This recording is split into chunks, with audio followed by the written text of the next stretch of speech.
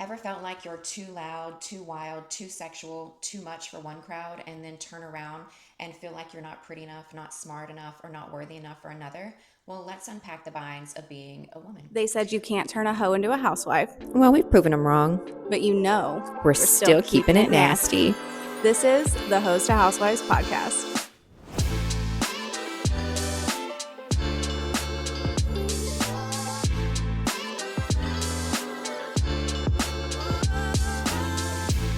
Welcome back, everybody, to Host to Housewives. I'm Keenan. I'm Katie. And this is episode 11. Katie's out of fingers. Well, no, she's gonna. Look, that's 11. She's gonna.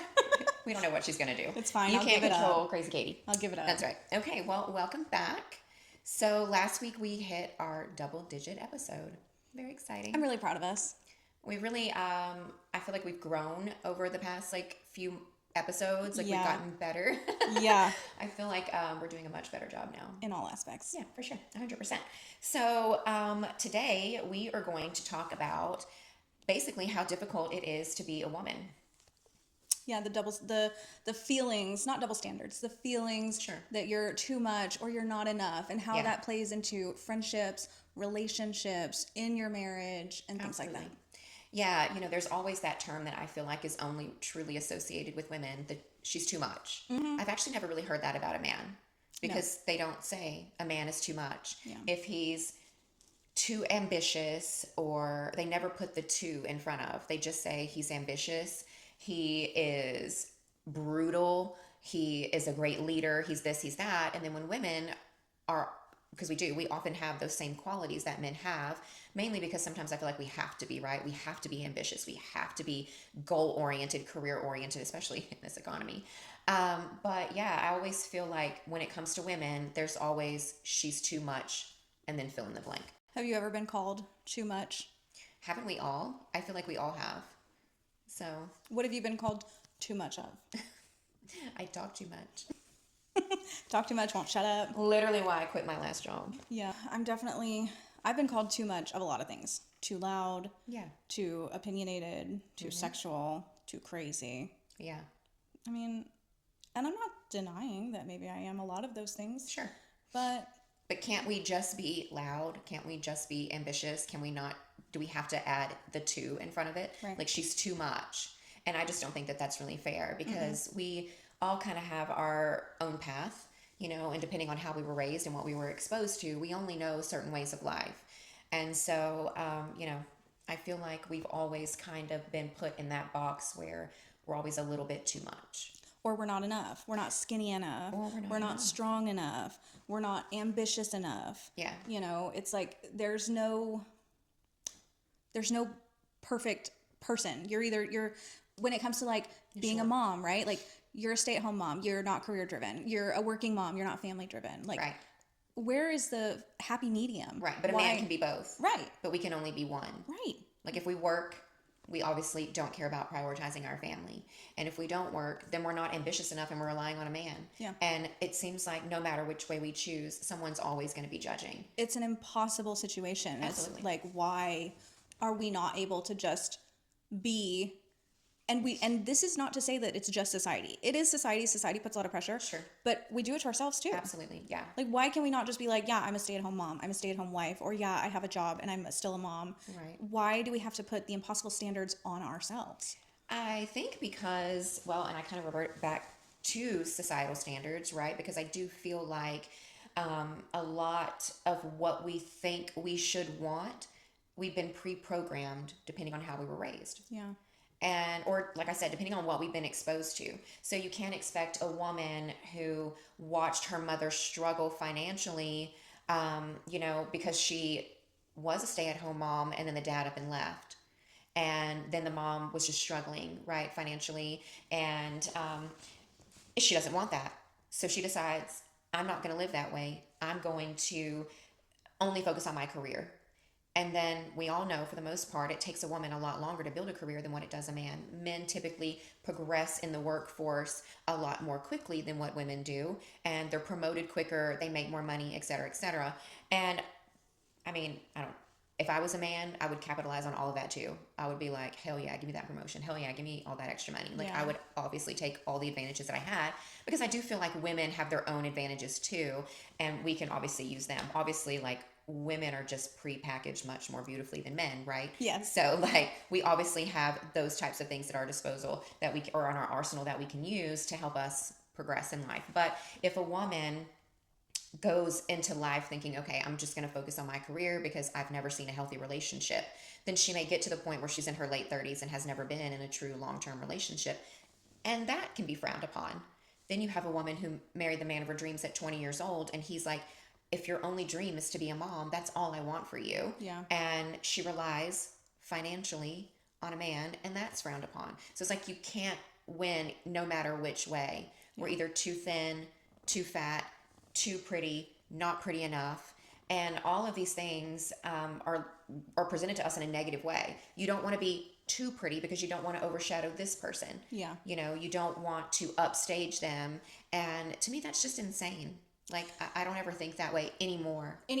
But think about, like, when you were younger and you were dating and you were doing all this stuff. I do think that there's so much that comes from society. Like, we as a society are just so fucked up. Completely fucked up. Why am I putting my self-worth or my opinion of myself being curated by what other people think? Why am I dating a man and thinking, well, I've got to be prettier than his ex. I've got to be fitter than his ex. I've got to have a better job than his ex. I've got to, put it out there that I'm better than his ex. Why do we do that? And it's all like, some of it's internalized too. Like, you've been told so many times that you're not enough, that you want to be enough, be more, be better for this man, when you're dating. I mean, I know that even when Joey and I got married, I was the same way. I had this internalized, like, idea that I had to be better than any of his exes. I had to be fitter. I had to be hotter. I had to have more going for me. Like, you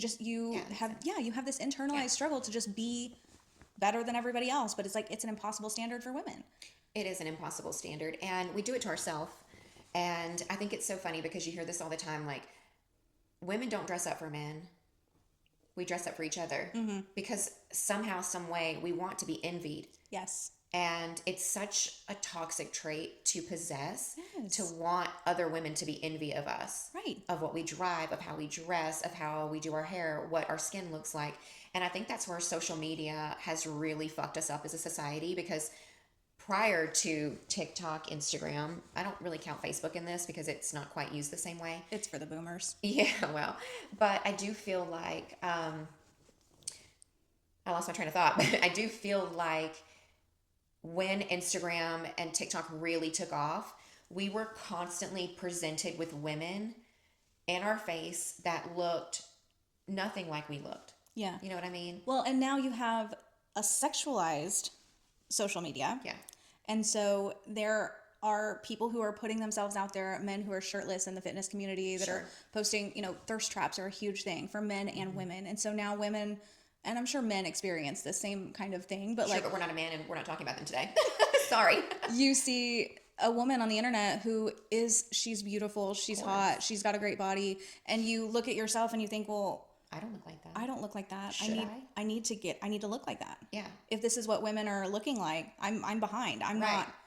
Yeah. Or like, not even just thirst traps, not even just looks. The moms on social media who are posting, they've got their kids in their matching outfits on Christmas and their life looks so perfect and curated. And you're thinking, I should look like that. My family should look like that. My life should look like that. My life should look like that. And I'm not. It's like, but realistically, you don't know what's going on behind the scenes. No, absolutely, obviously. But it's such at the forefront of our mind to outdo everyone. Yeah. Why are we in constant competition? I think that's the biggest thing. It really is. At least that's how I feel. I feel like it is a constant competition with people we've never even met. Literally. And, you know how of a neat freak I am, right? Clean, all those things. And one day JJ said something to me and it made me think, because he said, it's like you're cleaning for someone else, not yourself. And I had to think about it for a minute, and I was like, maybe.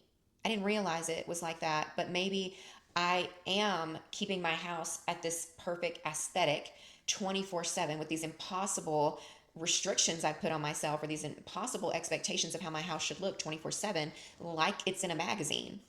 And don't get me wrong, I am a clean freak. But when I had to sit back and think about it, I'm like, do I really have to clean my baseboards every day? Who the fuck is coming in here and going, oh, she's got some dog hair on the top part of her baseboard. What a dirty bitch. What a dirty bitch. Like what, Kara's going to come over and be like, girl, you need to clean them baseboards. No one gives a fuck. No one gives a fuck. No one gives a fuck. But we have been watching other people live these perfectly aesthetic pleasing lives online for so long that we think this is what we should be doing. And it really does steal a lot of your joy. It really kind of puts this dark cloud, in my opinion, on you and these high expectations that no one can reach. Yeah. You know? So we think that it's social media, but do you think that there's any other factors that have contributed to you feeling a certain way, like exes or friends? 100%. Yeah. So there's something that still sticks with me to this day, and it's from 7th grade, and that's a long time ago, but I have a very good memory, and I don't forget shit. And there was this guy that I was like completely crushing on. He was in one of my classes, and he was very popular, and I was not. And he said to me one day, if you were as pretty as your sister, I'd date you. I would fucking die. I did die. I was in 7th grade. It destroyed me. And I just felt so insignificant and so, yeah, I didn't look like my sister at the time. And granted, me and my sister actually don't look anything alike, in my opinion. We have the same attitude, because we have the same mother, so there's no avoiding that. But otherwise, we don't really look like each other. And so then that's when I started, I feel like, comparing myself to other people, feeling like I was not good enough. Literally makes me want to cry. Like, to be in 7th grade and someone compares you to my sister who's 2 years older. She's in high school at this point. At that point, I never thought I would even remotely look like her, better than her, or any of those things. She's my sister. I wasn't even comparing myself to her at that point. But yeah, that stuck with me for so long that I literally, and I've told JJ this, like, I literally make sure that when I'm out in public, I don't ever want somebody to look at me and be like, why is he with her? Like, she looks rough. So when I go out into the world, I make sure that I'm a good representation of him. He couldn't give a fuck how he goes out into the world looking for me. And I don't expect him to. Yeah. But, that one comment when I don't even know how you are in 7th grade, like at least like 11 or 12. So I would have been 11 or something like that. And so it's wild to me. Wild. See, and like, for me, it's never been like looks. Yeah. It's been, I'm too loud, I'm too crazy always. But when we were, I don't even remember how old we were, but I remember Katie told me that my knees were wrinkly. Oh my God. Because my thighs were so big. Yeah. And she is tall, voluptuous, beautiful, perfect body. Yeah. And doesn't even do anything. I'm like, yeah, she just exists in this beautiful thing. Literally. Yeah. And so that stuck with me. Yeah. But I've always had a complex that I should be a taller person. I have big hands, big feet. I should be a taller person. And what size shoe do you wear? You don't have big feet. Yeah, I'm a 7.5. I'm a 7. Yeah, but you're also like 5'4". 5'3". Okay. Barefoot. Gage is now taller than me. Not even quite 5 foot. I know. So, like, I should be a taller person. So my body is a little compressed, but I've always been thicker. I've always been not fat, but larger than, other girls your height. Yeah. So that stuck with me. I've always had, but it didn't just stick. It wasn't just Katie. Right. And I love her still to this day. I would never hold it against her. But even my parents, like my dad used to call me Thunder Thighs and, Piglet and the garbage disposal because I just ate everything. Like whatever I have issues. But like those things that have stuck with me that have given me a complex that like I'm not enough because I'm too big. Yeah. I can't be attractive because I'm too big. I can't be, I don't know. Yeah. I understand that. And I feel like that's probably the only time I feel like a guy like really made me feel shitty. It normally isn't men. It's normally women that have bullied or made me feel shitty. Mm-hmm. And I don't remember a whole lot prior to 3rd grade, but we moved from Alvin back to my mom's hometown in 3rd grade. So I started a school there where I didn't go to school with these kids early on. And I had 2 friends that were in that class, or my 3rd grade class. And it always seemed like we could never all 3 be friends at the same time. It was always a 2 against 1 type thing. Mm-hmm. And they were pretty. I was kind of, I don't know, I had this horrible haircut, and I had a chubby face, and like I was in third grade. I was just a kid. I don't even know how old you are in third grade at this point, but like they were so mean. Why are we talking about being beautiful, being attractive, being pretty in third grade? I know. Is that how young it is that you're? This was in the 90s. It had to be, right? Because how old are you in the third grade? So kindergarten, you're at 5, right? Yeah. So you're 5 in kindergarten. So 6, 7, 8. You're 8 years old. Like, what the fuck are we doing? And this was in the 90s. Like, women were already pre-programmed to hate each other that early on in the 90s and to be that mean. And don't get me wrong, I was bullied, and so therefore I ended up bullying people that I considered beneath me at some point. Yeah. And there was a time when I ran into somebody that I was very mean to, and I did apologize. And I was like, I was a really shitty person back then. And I think she was like working at Pizza Hut. And I just happened to go in and go get pizza, and we were visiting JJ's family. And I actually was like, I'm so sorry. Like, I was a really shitty person back then, and it had nothing to do with you. It had everything to do with my own insecurities.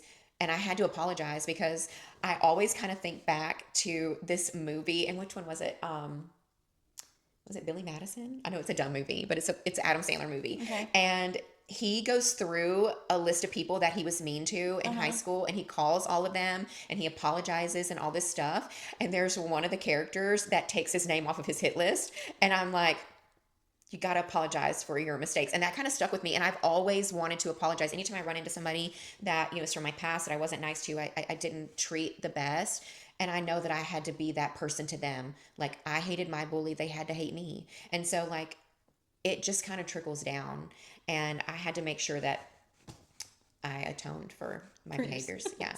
Because I know what it's like to hurt. And I hate that I ever hurt people. It's one of the things that sticks with me now that I'm older, is if I never got a chance to apologize to somebody for how I treated them. Like, it eats at me because I was too mean. But yeah, I mean, there's always this, we have to be everything to everyone.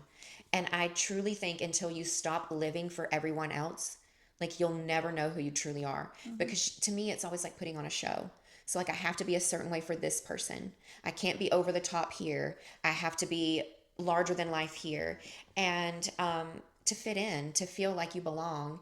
And I'm not a big drinker, and I haven't been for a very long time, but I had a friend a while back, and she actually doesn't drink anymore, which I think is really cool. But I had a friend a while back that I wasn't a big drinker, but she was, so we would meet for brunch and just get trashed. Yeah. And I would feel so shitty afterwards because, like, I don't drink like that. Yeah. And eventually she stopped drinking, and of course, we don't really drink. And so, but molding yourself to be able to fit in is just something I feel like most women have been trained to do from early on. And whether it comes from survival mode, whether it comes from child age where you're trying to fit in and make friends, it seems like it's always so hard for women to make true friends. Mm-hmm. Where dudes can be dicks to each other, get into a fist fight, and then the next minute they're at the bar just having some beers like it's no big deal. And we'll hold a grudge till the day we die. Yeah. And so, like, I don't forget anything. So it's funny that you mentioned, like, putting on a show, because I know I've said it before, but, like, I always had to be the center of attention for whatever reason. And then I met my husband, and he brought out this soft, feminine, calm side of me that I felt like, oh my God, I don't have to put on a show. I can just be who I am with you. And I feel like that has trickled into the rest of my life because of my marriage. Yeah. He gave me the space to be just who I was without, being too much, being too little, whatever. I mean, I still have internalized issues of my own. Don't we all? But I feel like my marriage has helped. Oh, 100%. That for me. So, like, do you feel like marriage has flipped the script a little bit for you? Oh, absolutely, without a doubt. Anybody that has ever met my husband knows that he literally has me on a pedestal that if I ever fall off of, I'll just die because I'm so high up there that it's going to break every bone in my body, because he literally has me on this pedestal, and he doesn't care how I wake up. I don't have to be anything but me when we're together ever. Yeah. And he's really taught me that me, just who I am to my core, is more than enough. Yeah. And that I never have to be anything but who I am. I don't have to filter myself. I don't have to be anything that I'm not for him. He actually encourages me to be extra, to take up more space, to be more, to be louder, to be this version that is unapologetic for just the person that I am inside, and that there's nothing wrong with that person. He knows my heart inside and out, and he's literally taken all the cracks, filled it all in. And I know people say that you have to make yourself whole, but when you've been broken for a very long time, having someone who comes in and fills in all those cracks and really binds you back together and says, hey, like, I'm always going to be here. I'm always going to be the person that you can rely on and that you can be yourself with. And I'm going to love you unconditionally no matter what. Yeah. Like, having that type of person can really elevate you to a next level that I didn't even know I needed to unlock. Yeah. I would never have done this if it wouldn't have been for him. Yeah. Him encouraging me to encourage you to just fucking do it. Who fucking cares what anyone thinks? Like, that is my husband's mentality. Literally. He gives zero fucks what anyone thinks about him. And I think something else about a marriage is that, like, where you may have been too much, you were overcompensating for something, your other half balances you out. 100%. Where I was loud and abrasive and aggressive and, you know, whatever. Crazy Katie.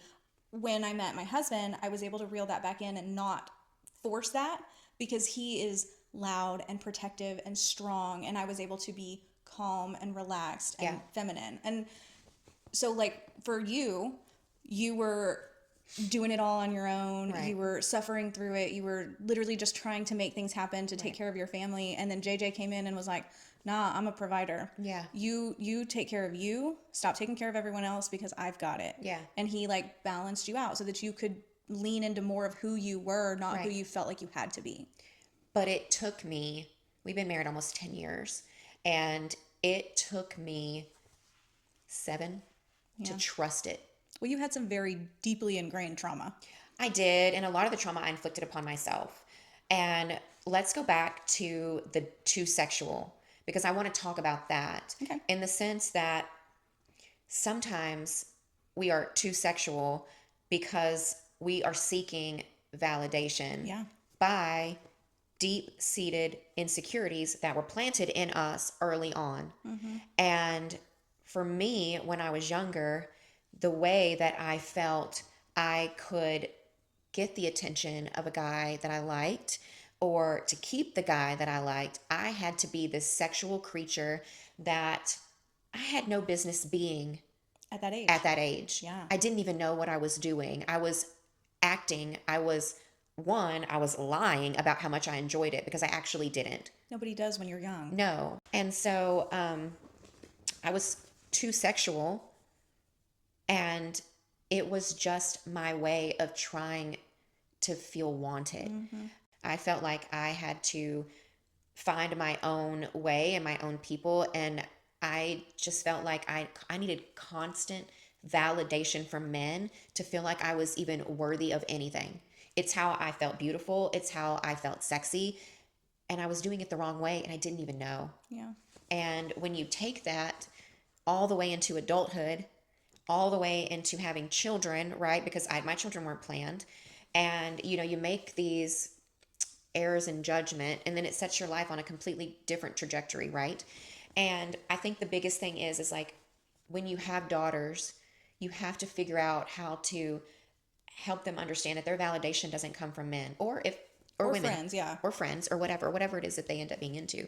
But for me, I was constantly seeking validation from men who didn't even deserve that.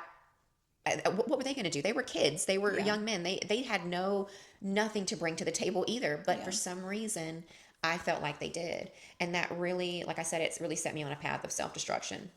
And I don't regret anything at this point, because I got my boys and I eventually found the man that I'm married to now.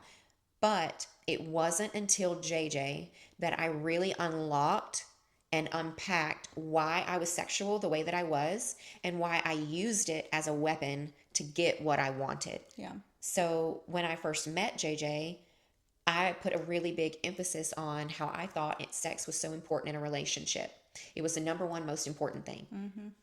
And I flipped the script on him after we got married and was like, I took a really big step back, and it was really confusing for him. Yeah. Because I started to realize, now that I was in a loving relationship, that I didn't have to get my validation through sex. He was giving it to me in other ways. And so I pumped the brakes, and it really threw him through a loop. Yeah. And then it wasn't until about 3 years ago that I reclaimed my sexuality as it not being something I should be ashamed of. And it enhanced our marriage. And it really set me on this path to realizing that when you're with the right partner, having a very active sex life can be the best thing in the whole entire world when you're with the right person, and that it doesn't have to be something I'm ashamed of. And so I lost it and reclaimed it, but I reclaimed it for the right reasons, because I was with a man that I felt safe with, that I could explore with, who wasn't intimidated by toys or anything that I wanted to try. And I wanted to try it now for me, because I wanted to explore a different part of my sexuality. And he didn't shame me for it. He was like, fuck yeah, let's get started right now. I think that that's actually a really big thing for women who have gone through a hoe phase and are now married, because I can tell you, I went through the same thing with Joey. Yeah. Like, our relationship started on sex. When we had been in the relationship for a while, the sex fell off because you aren't using it as a tool anymore. Right. And so you're not having to force it. You're not having to use it to get what you want, to keep the relationship going, whatever. You're not. You get comfortable. You get comfortable. And so it becomes less of I don't want to say a priority, but almost because you are now recognizing, like you said, you got the validation through his love. Yeah. Not just sex. So it's whatever. Yeah. And then you have to rebuild sex as something that's for both of you, not a tool to get something else out of it. Right. I really do hearing you talk about it. I mean, not like this is jaw-dropping, breaking news. Yeah. But a psychologist over here, groundbreaking shit. But realistically, I do think that there are a lot of women who probably go through that. And probably if you are in the throes of, your husband saying we don't have sex like we used to, right? You're not initiating whatever, because you probably unconsciously are now realizing you're getting validation from this healthy marriage. Right. And you don't need to put on the act anymore. Yeah. That sex is everything you thought it would be, or everything you wanted it to be in the relationship. Yeah. And so it's like you can almost take a step back and breathe and say, oh, well, I don't have to have sex every single night in order to keep my relationship going, because my relationship is stable. And it's almost like you take a breath. But when you take that breath, it puts a kink in your marriage. Yeah, you have to get back to it. You have to get back to it. Your marriage cannot survive without intimacy. Yes. I mean, unless you're cool with just being roommates, which we are not. No. And I don't want to spend the rest of my life like that. So sex is a very important thing. But I reclaimed it for myself on my own terms. I saw a podcast. It was 2 clips. One of a podcast, of a clip of a podcast. Yeah. And the women were saying, men don't need sex. Men don't need sex. All this, right? And then Since when? And then it flips back to the guy, and he's like, yeah, men don't need sex to survive. Right. Kind of like you don't need, friends to enjoy your life. But it sure helps. It helps. And it's a requirement for a healthy life. Friendships, hobbies. Right. You don't need them to survive. You could live out in the woods with nothing, and still survive. Yeah. But to have a healthy life, you do need sex. To have a healthy marriage, you do need sex. And you need validation outside of sex. Right. With a great partner who, doesn't make you feel uneasy, makes you feel safe, makes you feel like you can do, say, whatever it is that you need to do. Having a partner like that can really open up a whole world where sex is meant to be fun. Yes, you needed to create babies. And yes, back in the day, that's what most husbands and wives did. Oh, well, we only have sex when we create babies.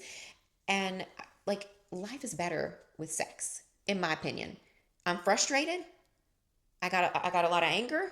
You know what the best thing to do is? Have an orgasm. I mean, it just is a great thing.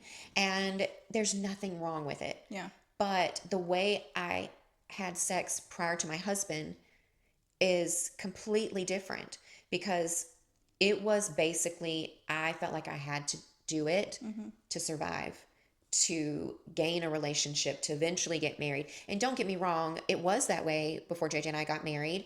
And then, of course, like I said, I changed things up and was like, whoa, pump the brakes. And I took a mental break from it. And then we had to work really hard to get it back. But now that it is, it's on my terms where I want to have sex with my husband all the time. And to me, that's really important for sustaining a relationship. And now I don't feel like I'm too much. I don't feel like I'm too sexual. Honestly, like I feel like I'm the perfect amount for him. Yeah. And he makes me feel that way. So maybe being too much was because you were around the wrong people. Always. And maybe feeling too little or not enough was because you internalized your impossible standards and expectations. And being the right amount comes with loving yourself, 100%. connecting with yourself, knowing yourself, and having someone, not even just marriage, friends, husband, boyfriend, girlfriend, who support you, who you are, and don't make you feel like you're too much or not enough. Right.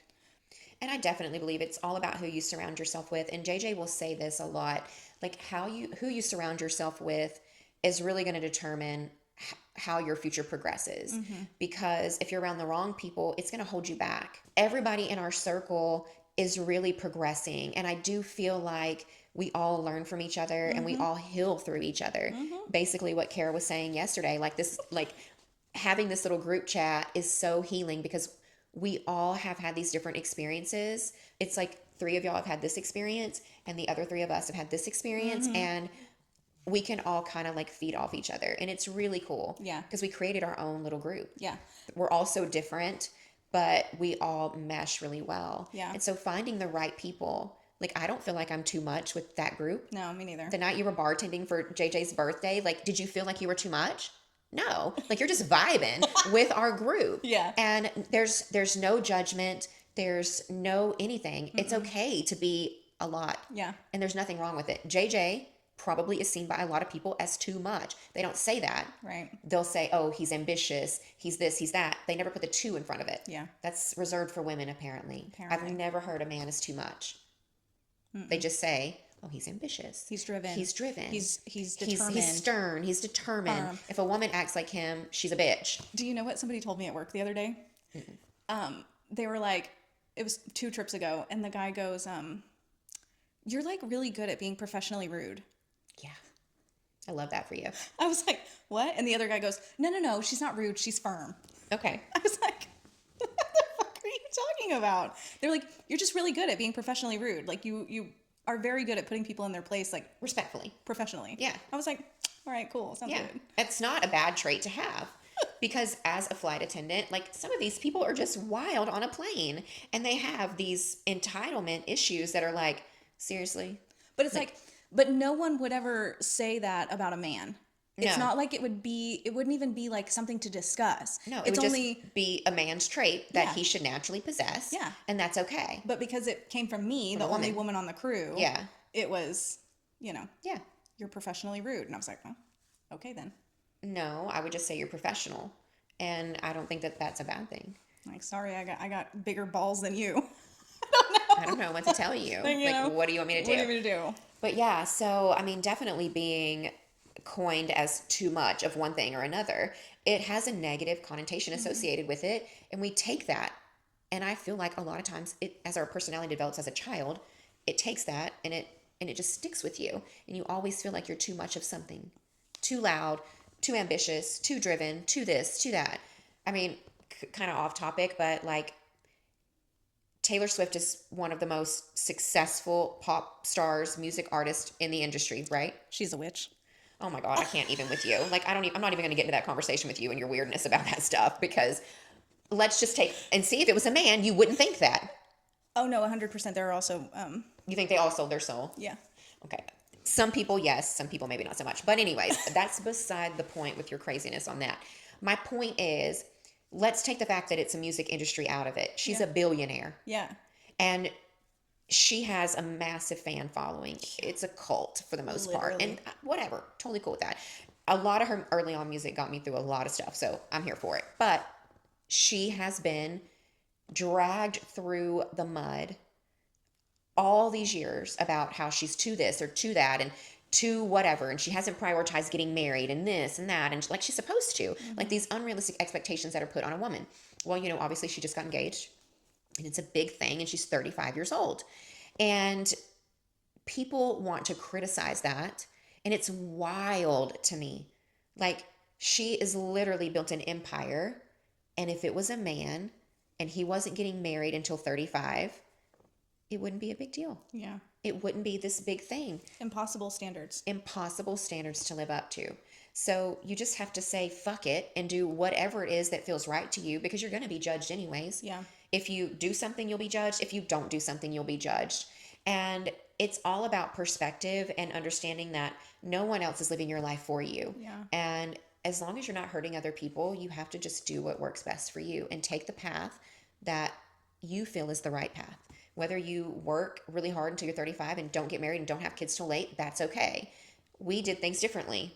Not planned, of course, but we did things differently. So our kids are going to be out of the house early, and we're going to have from, 45, 50 years old until whenever to just be empty nesters. Yeah. And that's pretty cool too. Yeah. There's no one right or wrong way, as long as you're not hurting anyone. Right, of course. As long as you are embracing who you are.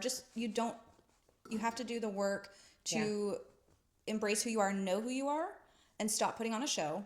And then you'll be able to progress farther in life. I think that's, when you're faking it, it holds you back. It holds you back. You fake till you make it, but realistically, then you're going to not be in the best place. But I think that's what really it comes down to, is like, if you are too much or too little, not enough, whatever, stop faking it. And then you'll get to be who you really are. 100%. And that'll put you forward in life. I think that's where I stand on it. So tell us if there's something that someone has ever said to you that has stuck with you, that has changed your perception, your standard of yourself, that's really affected you, or are you faking it? What are you faking? Have you ever been told that you're too much? What have you been told you're too much of? Have you ever felt like you're not enough? Why do you feel like you're not enough? These are the things that, are going to help you in the long run, and tell us them too. Like, I want to know what's something I told you about my knees. She told you about her sister. Like, tell us what's something that someone has said to you that's really stuck with you, that's changed your opinion. Yeah. And maybe it's even a good thing.